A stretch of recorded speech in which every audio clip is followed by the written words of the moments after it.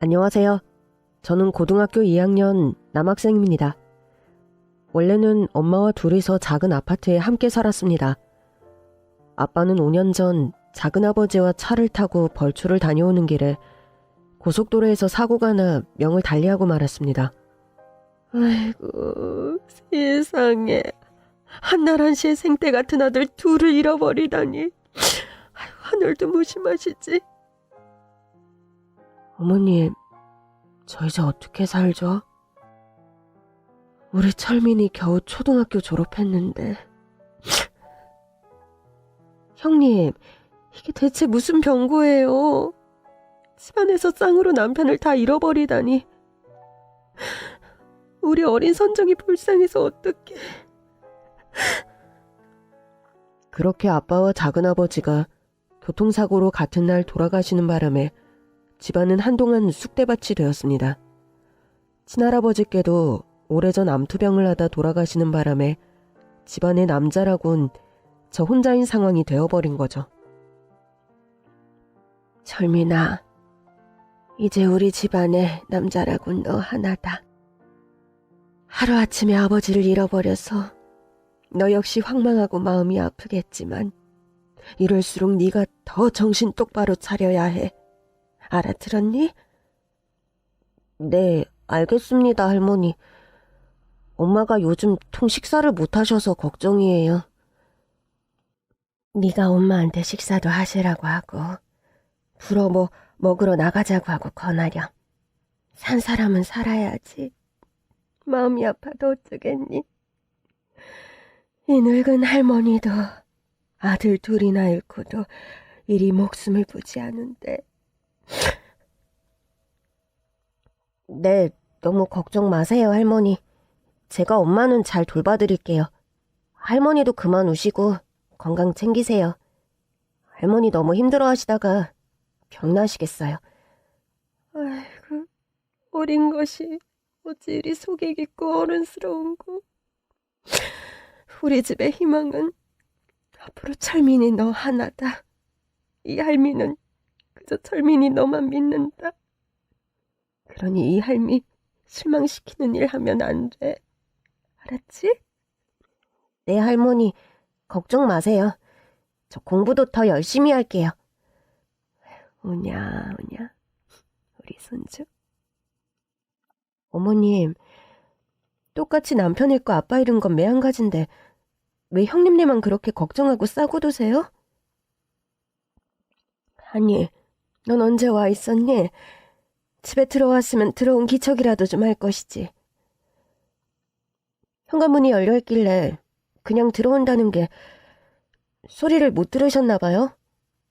어머님, 철민이가 손자라고 너무 철민이만 오냐오냐 하시네요. 우리 선정이도 어머님 핏줄인 건 매한가지인데. 그건 또 무슨 소리니?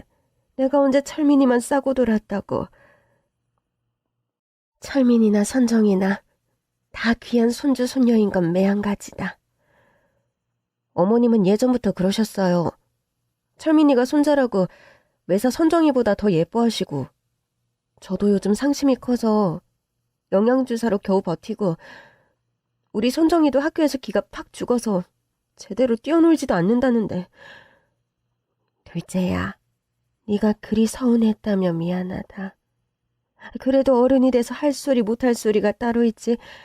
철민이 듣는 앞에서 꼭 그런 말을 해야 되겠니? 그렇게 집안에 큰 우환을 겪으면서 작은엄마와 우리 엄마 사이에는 묘한 감정의 골이 생기기 시작했습니다. 그 이유는 작은엄마가 늘 주장하시는 할머니의 치우친 마음이었죠. 저나 엄마 입장에서는 도무지 공감할 수 없는 말이었지만요. 저희 엄마께서 사고로 쓰러지시기 전에 주택관리사 일을 하셨습니다. 해서 부동산이나 경매에 관해 전문적인 지식을 많이 가지고 계신 편이었죠. 저희 할머니가요, 사실 근방에서 꽤 알아주는 자산가입니다.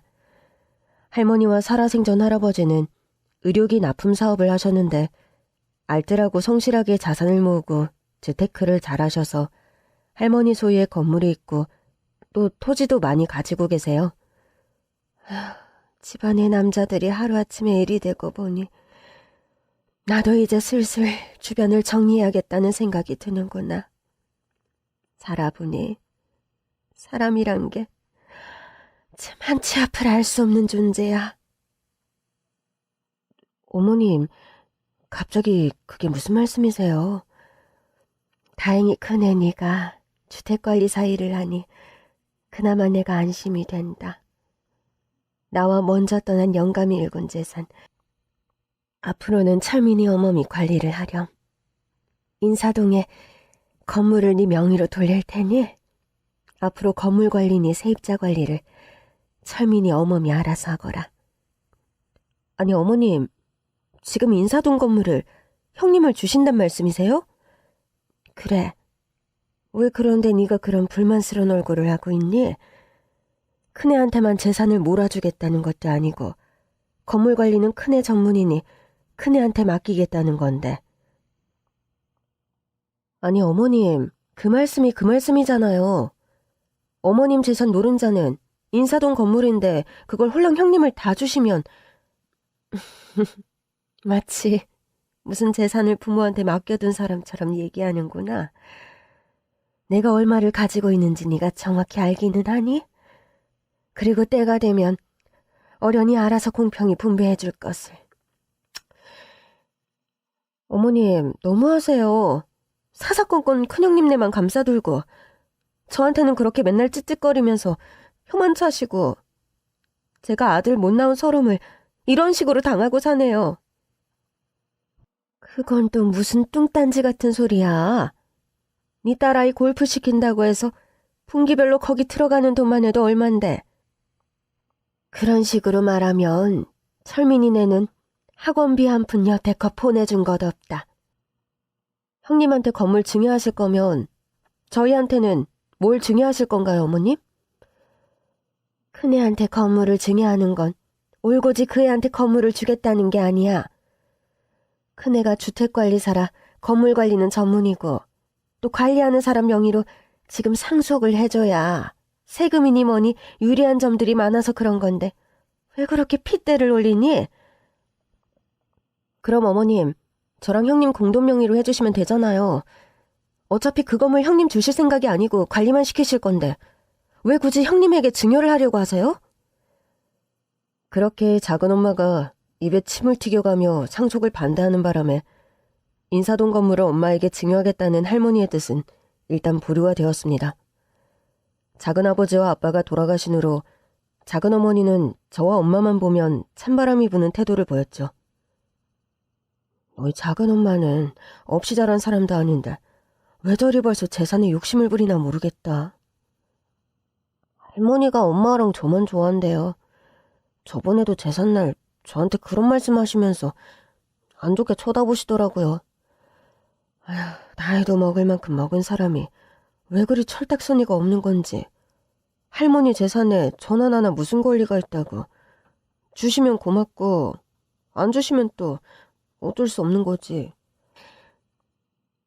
아빠가 돌아가신 후에 상실감을 수습할 새도 없이 집안의 재산을 가지고 이런 다툼의 전제가 벌어지는 게 어린 제가 보기에도 참 씁쓸하고 보기 좋지 않았습니다.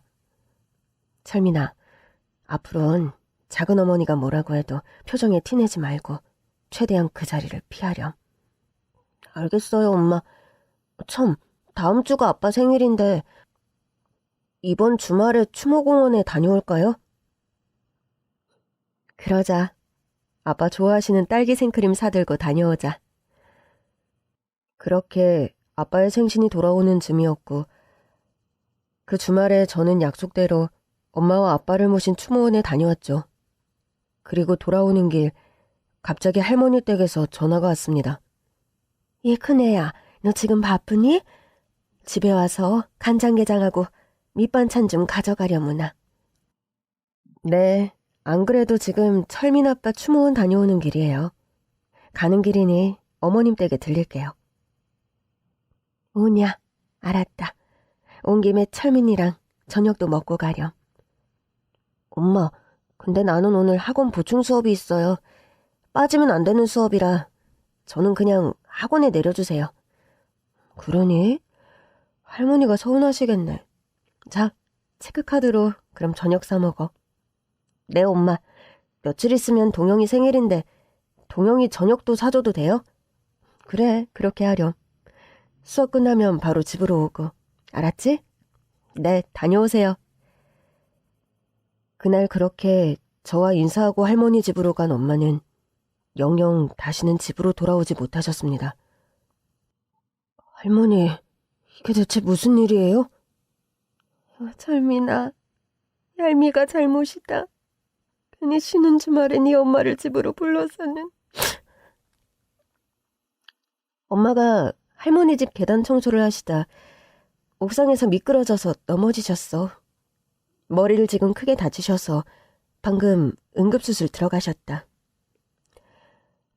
할머니 댁이 5층의 다세대 빌라 건물이고 할머니는 3층에 거주하고 계십니다. 엘리베이터가 없는 좀 낡고 오래된 건물인데 그러다 보니 계단이 높고 가파른 편이에요. 가끔 엄마가 할머니 댁에 가면 계단이며 옥상 청소를 하시곤 했는데 아마 그날도 옥상 청소를 하다 미끄러지신 모양이었어요. 옥상에 뿌려놓은 락스가 미끌거리는데 그걸 미처 보지 못하고 밟으면서 발을 헛디딘 모양이다. 철민아, 이 일을 대체 어쩌면 좋으냐, 응? 엄마 머리 얼마나 다치신 거예요? 많이 다치신 거예요?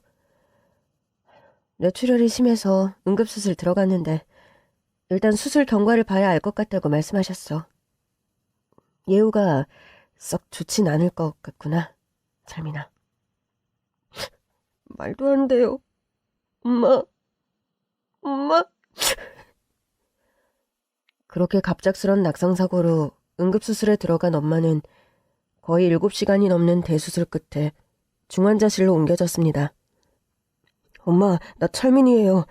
정신이 좀 드세요? 엄마 제발 눈 좀 떠보세요. 제발요. 환자분 안정이 시급하니 일단 나가서 얘기하시죠. 우리 며느리 이제 곧 깨어나겠죠? 이상 없는 거겠죠, 선생님? 최선을 다했습니다만 예후가 썩 좋지 못하네요. 죄송합니다. 대수술을 마치고 나온 엄마는 중환자실에서 며칠간 사투를 벌인 끝에 결국 식물인간 상태에 빠지고 말았습니다.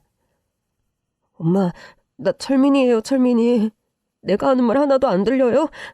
엄마 제발 눈 좀 떠보세요. 제발 정신 차리세요, 네? 철민애미야, 제발 눈 좀 떠봐라. 응? 이렇게 손도 발도 다 따뜻하고 얼굴도 산 사람처럼 혈색이 고운데 왜 눈을 뜨질 못하니? 응? 철민이 불쌍한 거 두고 네가 이러고 누워있으면 어쩌자는 거냐, 애미야. 저와 할머니의 간절한 부름에도 엄마는 끝내 의식을 찾지 못했습니다. 결국 그렇게 식물인간 상태가 된 지 벌써 거의 1년이 되어가는 중이고요. 엄마가 그렇게 병원에 입원하시고 나서 저는 할머니 집으로 옮겨와 살게 되었습니다. 철민아, 이 할미가 정말이지 너에게 면목이었구나. 그날 쓸데없이 네 엄마를 집에 불러들이지만 않았더라면 이 사달이 나지를 않았을 것을. 그렇게 저만 보면 죄책감과 미안함에 눈시울을 붉히는 할머니였습니다. 할머니, 이런 상황이 저도 너무 속상하지만 엄마가 저렇게 되신 게 할머니 탓은 아니잖아요. 그런 말씀하지 마세요. 저 할머니 원망하는 마음 같은 거 없어요. 그래도 일이 선우가 있다 보니 네가 아빠라도 있으면 모를까? 애비까지 그렇게 병을 달리했는데 이 어미가 저리 되고 보니 이 할미가 억장이 무너지는구나. 엄마가 식물인간 상태지만 그래도 기적이라는 게 있잖아요. 저렇게 몇 년씩 누워 계시다가도 깨어나는 분들이 있다고 하니까 할머니, 우리 희망을 버리지 말고 매일 기도해요. 네? 그래, 그러자. 이 할미가 매일 기도하마. 아이고, 불쌍하고 기특한 내 새끼. 엄마가 식물인간 상태로 병원에 입원하신 후 저는 할머니와 매일 기도하는 심정으로 하루하루를 버티듯 살아가고 있었습니다. 생전 다니지도 않던 교회에 나가기 시작했고 학교 가기 전에 매일 5분, 10분씩이라도 새벽 기도를 드리고 등교하는 저였죠. 그러던 어느 날이었습니다. 철민아, 할머니는 집에 안 계시니? 네, 오늘 초등학교 동창분들하고 모임 있으시다고 방금 나가셨어요. 그렇구나. 미리 연락을 좀 드리고 올걸. 참, 철민이 네가 올해 몇 학년이라고 했지? 고등학교 2학년이요. 내년이면 고3 되고요. 너 다니는 학교가 외국어 고등학교라고 했지? 그럼 너 영어도 일반고 애들보다는 훨씬 잘할 텐데 할머니께 말씀드려서 미리 조기 유학을 떠나는 건 어떠니? 미국에서 고등학교부터 졸업하면 외국 대학 입학도 훨씬 수월하다고 하던데. 그런 조건이 저도 유리하다는 건 알지만 유학비도 만만치 않을 텐데요. 돈이야 뭐 네가 공부하는 일이라면 할머니가 다 지원해 주실 텐데 뭐가 걱정이야? 학비를 할머니가 지원해 주신다고 해도 저희 엄마가 저렇게 병원에 식물인간으로 누워 계신데 어떻게 제가 해외를 나가요? 철민아, 병원에 있는 엄마는 네가 그렇게까지 걱정 안 해도 돼. 어차피 언제 끝날지 모르는 싸움 같은 건데 너까지 거기에 매여 있을 필요가 있니? 할머니랑 작은 엄마도 있고. 그건 좀 말이 안 되는 것 같네요. 저러다 엄마가 어느 날 갑자기 의식을 찾을 수도 있고 또 아니면 운이 나쁘면 저러다 갑자기 상태가 위독해질 수도 있는 건데 제가 한국을 떠나 있다는 건 말이 안 돼요. 어른이 말하면 네 생각과 다르더라도 그냥 앞에서는 예 하고 넘어가는 거야. 그런 식으로 말 받아치는 버르장머리는 대체 누구한테 배웠니? 기분 나쁘셨다면 죄송합니다. 지금 내 기분 나쁜 얘기를 하자는 게 아니고 네 막대 먹은 버르장머리를 얘기하고 있잖아. 무슨 소란이니? 어머님 오셨어요? 철민이가 뭐 잘못이라도 했니? 왜 애를 그렇게 꾸짖고 있어? 꾸짖긴요.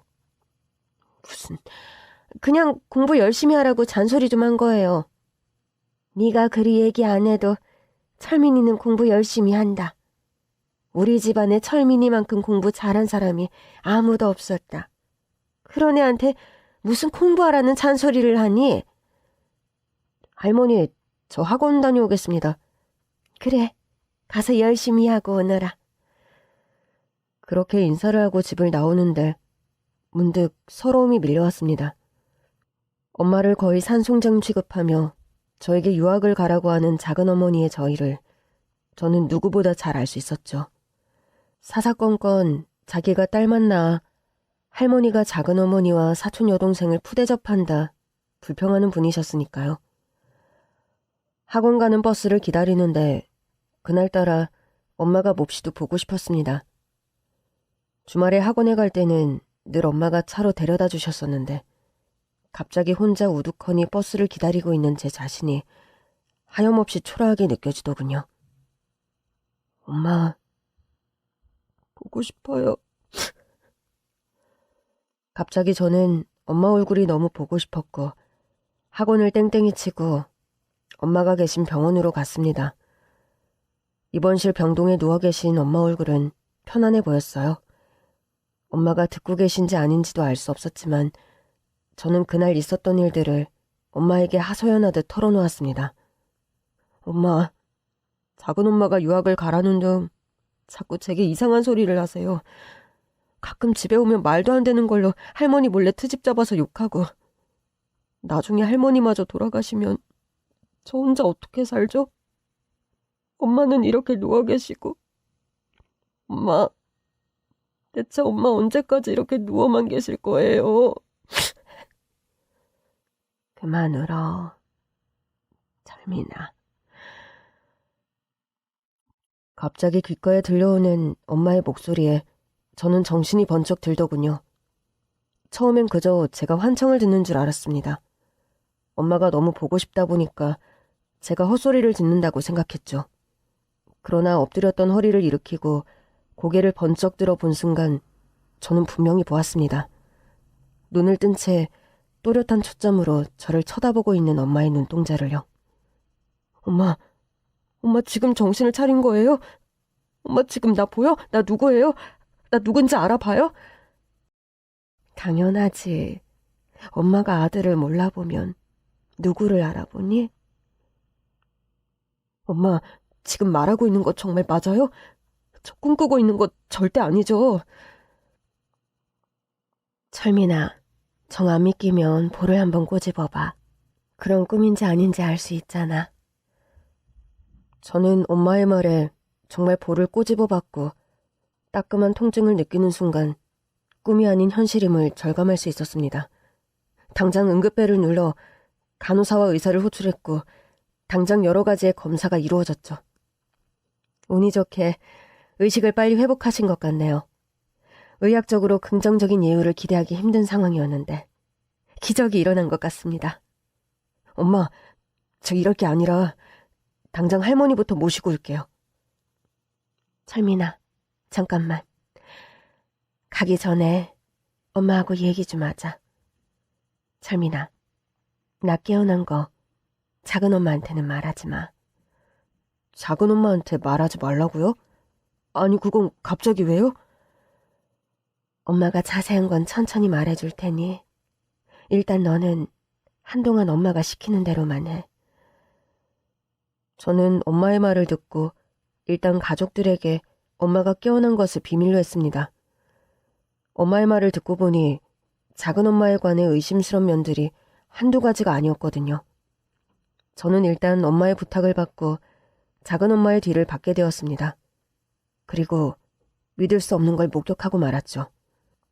학교가 그즘 다행히 방학을 하면서 시간이 난다는 게 다행이기도 했습니다.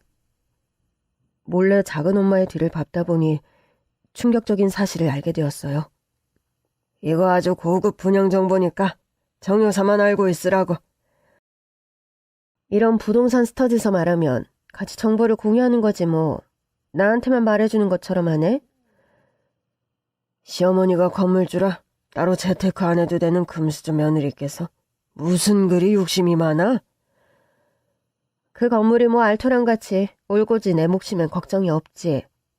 눈엣가시 같은 큰형님 처리했더니만 이젠 그 아들놈이 떡하니 시댁에 버티고 있어서 정말 철민이 걔만 생각하면 자다가도 머리가 지끈지끈 아프다니까? 그 녀석 유학이나 멀리 보내버리라니까? 왜 말을 안 듣니? 걔가 뭐 한두 살 먹은 어린애도 아니고 유학 보내는 건 뭐 어디 쉬워? 지 엄마 식물인간이라고 한국 떠날 수 없다고 나오는데 나보고 어쩌라는 거야? 안 되는 일을 되게 만드는 게 사람 능력이지 이 아줌마야. 말은 참 쉽게 한다. 그럼 어디 한번 말해봐. 그 녀석 유학 보낼 수 있는 수가 뭔지. 본인도 아는 거 하나 없으면서 잘난 척은. 어이쿠, 우리 정 여사 뜻빛이셨구먼. 우리 정 여사는 어떻게 된 게 웃을 때보다 이렇게 셀쭉하니 화가 날 때 더 이쁘단 말이지. 저리 손 치워. 사람들 다 있는 앞에서 무슨 짓이야. 다 커피 마시러 가서 지금 여기 자기랑 나밖에 없거든. 이리 와봐. 오랜만에 뽀뽀나 한번 하자. 정말 주책이야. 저리 손 안 치워? 작은 엄마가 얼마 전부터 부동산 스터디를 한다는 사실은 저도 알고 있었습니다. 공인중개사 시험을 보겠다고 부동산 스터디를 시작한 작은 엄마였죠. 평소 할머니께서 입버릇처럼 돈은 굴릴 줄 아는 사람에게 맡겨야 하고 건물이든 땅이든 불릴 줄 아는 사람에게 맡겨야지. 우리 집 큰며느리가 그 어렵다는 주택관리사 시험을 한 번에 합격한 애라오. 우리 집안 부동산은 다 그 애가 관리하도록 할 생각이라오. 뭐 남들한테 돈 주고 맡기지 않아도 되니 돈 번 셈이지요. 그렇게 아는 분들에게 저희 엄마를 자랑하는 할머니셨죠. 재산에 욕심이 많은 작은 어머니는 그런 할머니를 보며 엄마에 관해 질투를 늘 하던 분이셨고 할머니 소유의 부동산에 어떻게든 권리를 내비치고 싶어서 부동산 공부를 시작하신 거였죠. 나? 요즘 공인중개사 시험 준비 시작했잖아. 뭐? 부동산에 관심 있어 그러냐고? 내가 미쳤어? 나 그런 쪽으로 딱 머리 아파하는 거 알면서 그런다. 우리 시어머니 때문에 그렇지 뭐. 그래. 그 양반이 사자 붙은 직업에 사족을 못 쓰잖아. 밭 한 떼기라도 먼저 선점해서 받으려면 공인중개사라도 따야지 벌 수 있어. 저는 얼마 전에 작은 엄마가 할머니 댁 근처에서 친구분과 몰래 이론 통화를 하는 내용을 우연히 듣게 된 적이 있습니다. 학원 수업을 마치고 돌아오는 길에 작은 엄마가 보여서 인사하려고 다가갔다가 그런 통화 내용을 우연히 듣게 된 것이었죠. 그런데 그런 곳에서 작은 엄마의 애인이 있다는 사실을 알게 된 거였어요. 저는 당장 병원으로 달려와 제가 본 것들을 엄마에게 말씀드렸습니다. 역시나 예전부터 너희 작은 엄마 냄새나는 게 한두 가지가 아니었는데. 철민아, 그거 말고 뭐 다른 특별한 얘기는 들은 거 없니? 그 아저씨하고 무슨 인사동 건물 경매 어쩌고 저쩌고 하는 얘기를 얼핏 들었어요. 갑자기 두 분이 자리를 떠나 이동하는 바람에 자세히 더 듣지는 못했지만요. 뭐? 인사동 건물 경매? 그건 할머니 소유 건물을 말하는 것 같은데 이거 뭔가 기분이 찜찜하고 불안한 게 예산 일이 아닌 것 같구나.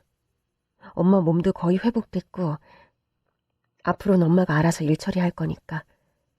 철민이 너는 신경 쓰지 말고 학원 빼먹지 말고 다니고 공부나 열심히 해. 그렇게 엄마는 퇴원을 하셨고 본격적으로 작은 엄마의 뒤를 캐기 시작하셨습니다.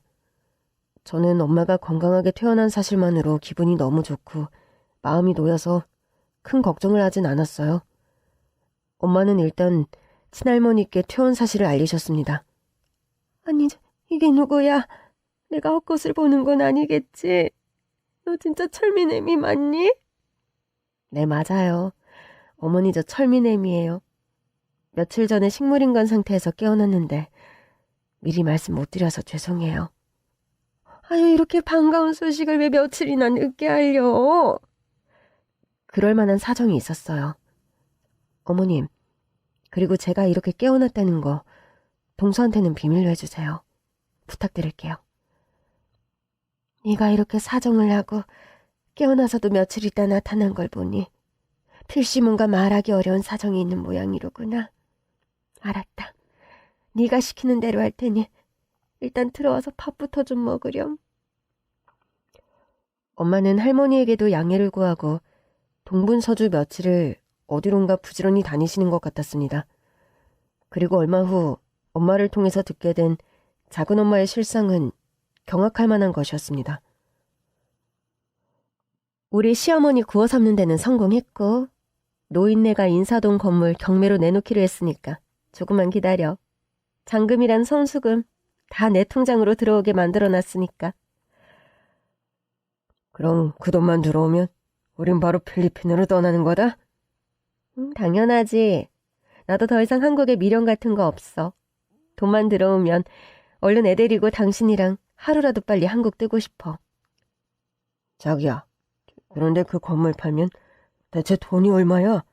아무리 경매로 넘긴다 하더라도 금액이 어마어마할 텐데. 우리 필리핀이 아니라 유럽이나 미국 같은 데 가서 살까? 돈도 거금이 들어오는데 굳이 필리핀 고집할 이유도 없을 것 같아. 자기 말 듣고 보니까 그 말도 일리가 있네. 그럼 우리한테 제일 살기 좋은 나라가 어딘지 내가 한번 다시 알아봐야겠어. 그나저나 우리 형님 말이야. 깨어날 가능성 거의 없다곤 했지만 사람 일이 혹시 모르는 거라 자다가도 가끔 불안해서 잠이 안 온다니까. 너 걱정병 도졌냐? 걱정병이라니. 만약 갑자기 식물인간 상태에서 의식이라도 돌아와봐. 그날로 나는 완전 인생 끝이라고. 당신 그날 계단에 왁스랑 기름만 뿌린 거 아니었어? 사고 나던 날 나 모르는 다른 잘못한 일이라도 있는 거니? 다른 잘못한 일이라니. 그런 거 없거든? 어쨌든 형님이 깨어나면 골치 아픈 일들이 생길 게 뻔하니까 그런 거지. 식물인간 상태인 사람이 어떻게 그렇게 쉽게 깨어나니? 쓸데없는 걱정하지 말고 여권이나 잘 챙겨둬라. 돈 통장에 들어오는 대로 지체하지 말고 떠나게. 오케이? 누가 할 소리? 당신이나 다 끝나는 날까지 정신 똑바로 차리고 있어. 이런 내막을 전해 듣게 된 할머니는 거의 기절할 정도로 큰 충격을 받으셨습니다. 철민애미야, 네가 지금 전한 소리들이 분명 다 사실이니? 안 그래도 어머님께서 믿기 힘들어하실 것 같아서 두 사람이 하는 얘기들 휴대폰에 다 녹음해왔어요. 한번 들어보세요. 엄마는 할머니에게 전한 얘기를 녹음 파일로 다시 들려드렸고 할머니는 고개를 설레설레 저으셨죠.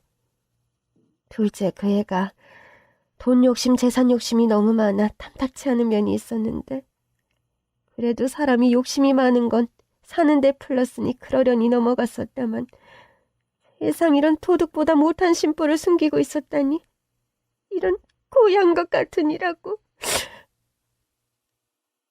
어머님, 혹시 몰라 드리는 말씀인데 동서한테 토지나 건물 관련해서 소유권을 넘긴 사항이 있으세요? 다행히 그런 건 아직 하나도 없다. 그 애가 얼마 전부터 하도 부동산 공부다 뭐다 설쳐대며 하길래 자기한테 경매를 맡겨달라 부탁을 해서 건물값이니 집값이니 점점 떨어져가는 추세가 사실이니 인사동 건물을 처분하려 했던 거지. 네가 깨어나기 전에 이런 일이 발생했더라면 홀랑 그 건물값을 완전히 날릴 뻔했구나. 어머님, 사실 제가 사고 나던 날 동서와 관련해서 다른 일이 있었어요. 아니지, 그건 또 무슨 말이니?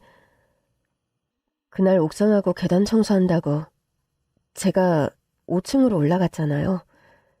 그리고 청소하다 옥상 계단에서 떨어졌는데 떨어지는 절 본 사람이 있었어요. 그게 설마 이 동서를 말하는 거니? 네, 동서는 그날 분명히 저를 봤지만 그리고 제가 손을 내밀어서 살려달라고 말했는데도 다시 저를 계단 밑으로 떨어지게. 더 자세한 얘기는 더 이상 드리지 않겠어요.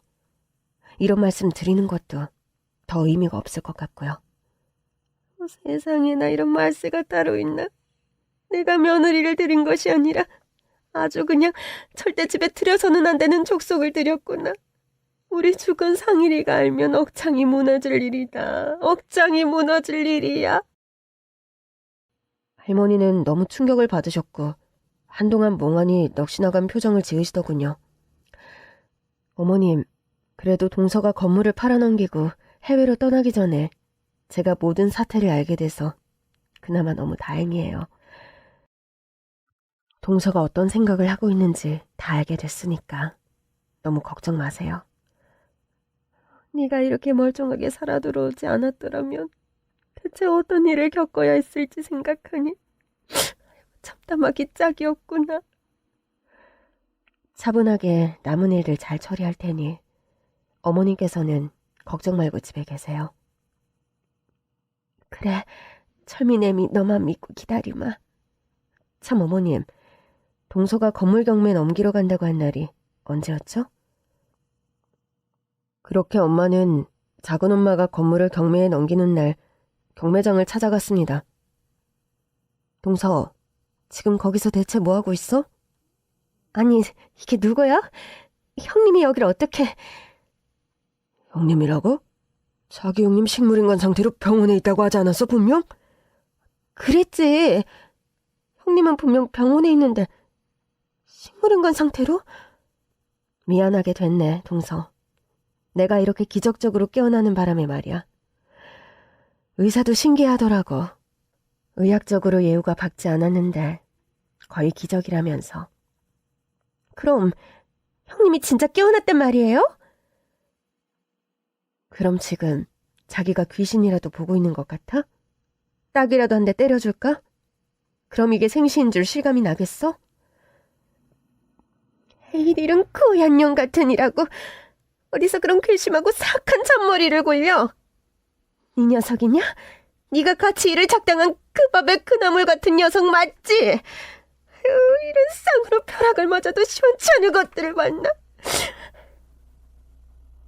할머니는 뒤에서 엄마가 하는 양을 지켜보시다 도저히 분을 참지 못하고 시원하게 찬물 세례를 퍼부어버렸습니다. 아니 이게 대체 뭔 일이야? 할머니는 그럼 그래, 나 이 여자 시엠이 되는 사람이다. 어쩔래?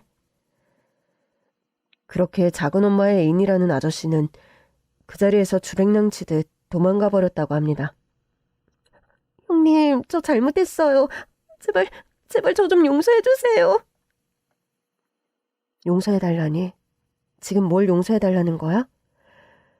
선후 사정이 있고 동서 잘못이 한두 개가 아니라 무엇에 대한 용서를 비는 건지 도통 모르겠네. 형님 계단에서 굴러 떨어지셨을 때 도와드리지 못한 거, 그리고 이렇게 어머님 건물 제 마음대로 처분하려고 한 거요. 잘못했어요. 저 한 번만 용서해주세요. 네? 용서를 빌기엔 너무 큰 강을 건너버린 것 같다. 건물 관련해서 어머님 속이려고 한 것도 큰일이고 그건 그나마 내가 미리 알아서 막았으니 그렇다 치고 나에게 동서가 한 행동은 인두껍을 쓰고 해서는 안 되는 행동이야. 삐뽀 삐뽀. 형님, 이게 대체 무슨 사이렌 소리예요? 형님 혹시 경찰을... 죄를 지었으면 그에 맞는 합당한 벌을 받아야지. 그래야 공평한 일 아니겠어? 더 긴 말할 것도 없고 요란한 상황 버릴 마음도 없다. 네가 지은 죄값 알아서 치르고 나오너라. 가자, 철미애미야. 네 어머님. 참, 동서 경찰서 가서 뭐 더 거짓말할 필요는 없을 거야. 동서와 동서 애인이라는 사람이 하는 대화들, 내가 필요한 부분들은 다 녹음해두었고 경찰에 이미 증거로 다 제출했으니까 복잡하게 갈 것 없이 깔끔하게 자백하면 어느 정도는 선처해줄 아량이 있으니 앞으로 매사 정직하게 말해야 할 거야. 어머님, 형님, 제발 한 번만 저 좀 용서해주세요. 우리 선정이를 봐서라도, 먼저 세상 떠난 선정 아빠를 생각해서라도요. 제발요. 네 입에 우리 아들 이름 올릴 생각 꿈에도 마라. 감히 누구 앞에서 뭐? 선정예비 이름을 꺼내? 내가 다 들어서 알고 있다. 선정예비 세상 떠난 지 채 한 달도 안 지나 저 이상한 남자 만나고 다니는 거 모를 줄 아니? 어머님, 이제 그만하세요. 더 말하는 것도 의미 없고 판단은 경찰과 법원에서 내려줄 거예요. 뭐가 더러워서 피하지 무서워서 피하는 게 아니라더니 딱 그 짝이구나. 어머님 제발요. 제발 한 번만. 저리 비켜라. 걸어가는데 성가시다. 눈물 흘릴 여유 있으면 밥이나 한술 챙겨 먹어라. 앞으로 죄값 치르려면 단단히 각오해야 할 테니. 그렇게 작은 엄마가 건물을 경매에 넘기려는 날 할머니와 엄마는 경매장에 급습했고 갑자기 나타난 엄마의 정체에 작은 엄마는 거의 기함할 정도로 놀랐다고 하더군요. 모든 얘기들을 엄마에게 전해 듣고 저는 참 긴 한숨이 나오는 것을 어쩌지 못했습니다. 엄마, 이렇게 기적적으로 엄마가 식물인간 상태에서 회복되지 못했더라면 대체 우리 집안은 어떻게 됐을까요? 완전 풍비박산이 되었을 것 같은데. 생각만 해도 정말 끔찍해요. 그러게 말이다. 네 엄마가 깨어난 것이 그야말로 신의 한 수였다. 저 하늘 위에선 네 아버지랑 작은 아버지가 지켜보다 이거 정말 아니다 싶었던 게 아닐까? 그래서 엄마를 깨어나게 하신 거라고요? 그럴지도 모르지. 저들은 하늘나라에 있으니 우릴 지켜줄 방도가 없고 그렇다고 두고 보자니 너무 말도 안 되는 일이 벌어지고 있고. 할머니 말을 듣고 보니까 그런 것 같기도 해요. 아빠가 숨이 멎기 직전에 제게 그런 말씀을 남기셨거든요. 아빠가 먼저 세상을 떠나더라도 언제 어디서건 저와 엄마를 지켜보고 있을 거라고. 그런 말씀을 힘겹게 남기셨는데.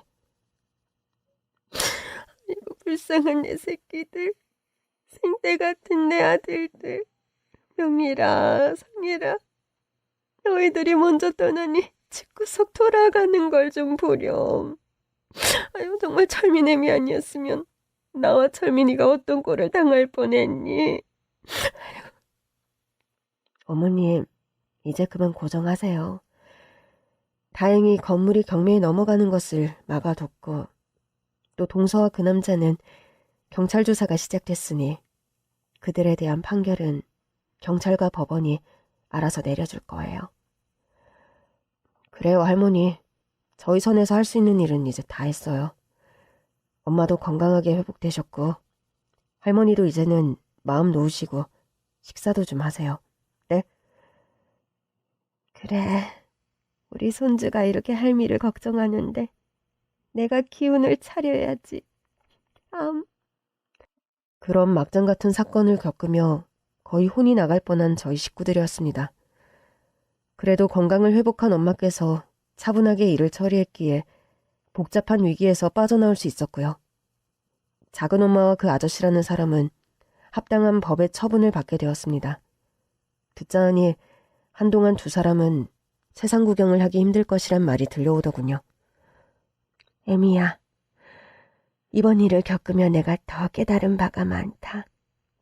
나이가 드니 하루가 다르게 힘이 빠져나가고 내일 당장 어찌 될지 모르는 게 늙은이 운명이다.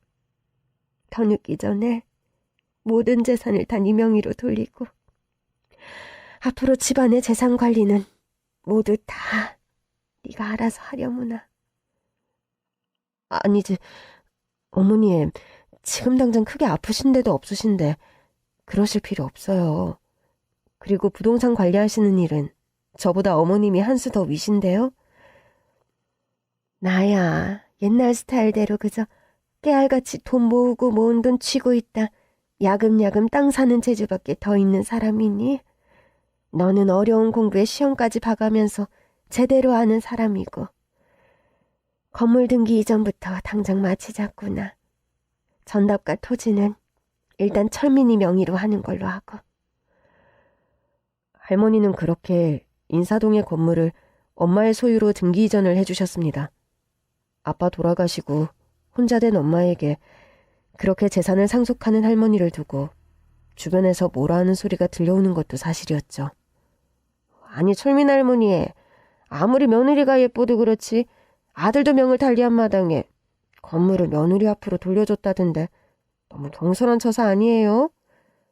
그러다 며느리가 재가라도 하면 어쩌시려? 재가를 하더라도 우리 철민이 미래에 방해 안 되게 얼마든지 현명하게 처신할 내가 분명하니 내가 그리 한 거요.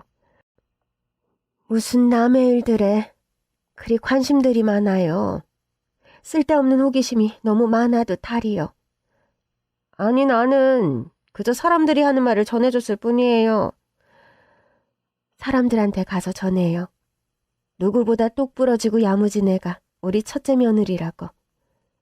내가 건물주로 반백년 가까이 산 사람인데 허롤하게 관리할 사람한테 건물을 넘겼을 것 같소? 어림없는 소리지. 본인들 일이나 단둘이 제대로 하라고 전하시오. 그렇게 험담과 오지랖을 부리는 사람들에게 단칼로 응수해주시는 할머니셨죠. 엄마는 주택관리사 일을 다시 시작하셨고 또 할머니께서 맡기신 건물관리까지 하시느라 무척 바쁜 나날을 보내고 계십니다. 저 역시 시간이 흘러 고3 수험생이 되었고 어느덧 대학 입시까지 치르게 되었습니다. 철민아, 긴장하지 말고 시험 잘 치르고 나와. 알았지? 우리 손주 너무 떨면 시험 망할 텐데. 할미가 먹는 우왕 청심환 하나를 먹고 들어가련? 할머니, 저 그런 거 안 먹어도 괜찮아요. 그래도 큰일 앞두고 심장이 벌렁벌렁 떨릴 때는 우왕청심환만한 게 없는데. 그런 거 잘못 먹으면 괜히 더 졸릴 수 있어요. 어제 사주신 찹쌀떡으로 충분해요. 저 시험 치르러 들어갈게요. 그렇게 할머니와 엄마의 응원을 뒤로하고 저는 시험장 안으로 들어갔습니다. 역대급 불수능이라는 어려운 시험을 치르고 집으로 돌아오자 완전히 녹초가 되어버렸죠. 우리 손주 고생 많았다. 새벽부터 날 저물 때까지 아유 어린애들 두고 대학이 뭔 벼슬이라고 이 난리들인지 원. 그러게 말이에요, 어머님. 철민아, 뭐 먹고 싶은 거 없니? 저녁이라도 먹고 자리에 눕지 그래? 엄마, 나 엄마표 김밥 먹고 싶은데 싸주실 수 있어요? 그럼 얼마든지 가능하지. 씻고 나와. 엄마가 얼른 김밥 싸놓을게. 사실 시험을 마치고 나오는데 차를 가지고 수험생들을 데리러 온 아빠들의 모습이 눈에 많이 띄었습니다. 김밥은 저희 아빠가 살아생전 가장 좋아하던 엄마의 음식입니다. 파는 김밥에서는 이 맛이 안 난단 말이야? 당신 김밥 많은 솜씨 하나는 정말 예술이야. 그래? 내가 별다른 재료를 넣고 싸는 것도 아닌데? 난 내가 만들어서 그런가? 솔직히 특별히 맛있는 거 모르겠어. 아니야, 당신 김밥은 정말 맛있어. 정말 죽어서도 절대 못 잊을 맛이라니까? 멀쩡히 살아있는 사람이 왜 죽는단 말을 하니 쓸데없이. 그러게, 내가 맛있는 김밥 먹으며 쉰소리 했다. 설민아, 너도 엄마 김밥이 최고지? 맞아요. 나도 엄마가 싼 김밥이 세상에서 제일로 맛있어. 김밥을 좋아하는 저와 아빠를 위해 엄마는 주말마다 김밥을 싸주시곤 했습니다. 아빠가 돌아가시고 나서 의식적으로 저나 엄마나 김밥을 한동안 만들어 먹지 않았던 것 같아요. 저는 아빠 생각이 날 것 같아서 불어 엄마에게 부탁을 드리지 않았고 엄마는 딱히 만들어 달라는 사람이 없으니 만들 생각이 안 나셨을 겁니다. 또 사고를 당해 엄마가 병원에 누워 계신 시간도 오래였으니까요. 철민아, 생각해보니까 너랑 나랑 이렇게 집에서 김밥 만들어 먹는 것도 참 오랜만인 것 같구나. 그러게요. 아빠 살아생전에는 참 자주 만들어 먹었는데. 미안하다. 네 입장에선 엄마한테 김밥 얘기 먼저 하기가 힘들었을 것 같구나. 엄마가 미리 김밥도 싸주고 했어야 하는데. 아니에요, 엄마. 그나저나 저 수능 점수가 잘 나와야 할 텐데 걱정이에요. 노심초사하며 기다린 시험 성적이었는데 다행히 수능 점수는 제가 생각한 것보다 아주 높게 나왔습니다. 엄마, 저 수능 성적표 나왔어요. 이 점수면 제가 원하는 대학에 무조건 합격할 것 같아요. 우리 아들 정말 고생 많았다. 집안에 이것저것 시끄러운 일도 많았는데 흔들리지 않고 공부 잘해줘서 고마워. 우리 손주 기특하다 기특해. 열심히 공부해서 유학도 가고 박사도 되거라. 이 할미가 우리 철민이 공부하는 거라면 얼마든지 지원해 줄 테니. 엄마, 할머니, 감사합니다. 거실 가족사진 속에는 아빠와 엄마, 할머니, 작은아버지, 그리고 어린 저의 모습이 담겨 있습니다. 작은아버지가 결혼 전에 찍은 사진이라 가족 구성원이 그렇게 담겨 있는 셈이죠. 할머니는 언젠가 지나가는 말처럼 그런 말씀을 하신 적이 있어요. 둘째 애가 우리 식구가 되지 말란 운명이었던 건지 가족 사진 속에도 그 애가 없구나. 네 작은아버지가 결혼하고 나서 가족 사진 새로 찍자 하면서 자꾸 미뤄졌었는데 일이 이렇게 되려고 했는지 자꾸 사진 찍을 기회가 없었지. 지금 와 생각하면 너무 다행한 일이 아닐 수 없지만 말이다. 가족 사진 속의 아빠 얼굴은 언제나 인자하고 환한 웃음을 짓는 얼굴입니다. 오늘처럼 뭔가 기분이 좋고 축하할 일이 있을 때에는 유독 아빠 생각이 많이 납니다. 가끔 세수하다 거울 속 제 얼굴을 보면 조금씩 아빠 얼굴을 더 닮아가는 제 얼굴이 보이죠. 아빠, 저희 가족 다사다난한 우여곡절 많이 겪었지만 그래도 다행히 잘 넘기고 하루하루 잘 살아가고 있어요. 저도 이번에 수능 성적 나와서 원하던 대학에 합격할 수 있게 되었고요. 한날 한시에 작은 아빠와 저희 곁을 떠나버리셔서 너무 속상하고 지금도 아빠가 많이 보고 싶어요. 그래도 항상 아빠가 저 높은 곳에서 저와 엄마 할머니를 지켜보고 계시다는 믿음으로 하루하루 더 열심히 살아가겠습니다. 할머니, 엄마, 저 무탈하게 지켜주셔서 감사드려요. 사랑하고 많이 보고 싶습니다. 아빠도 그곳에서 편히 쉬세요. 여러분 가정에도 언제나 평안과 행운이 깃들길 바라봅니다. 긴 얘기 들어주셔서 감사합니다.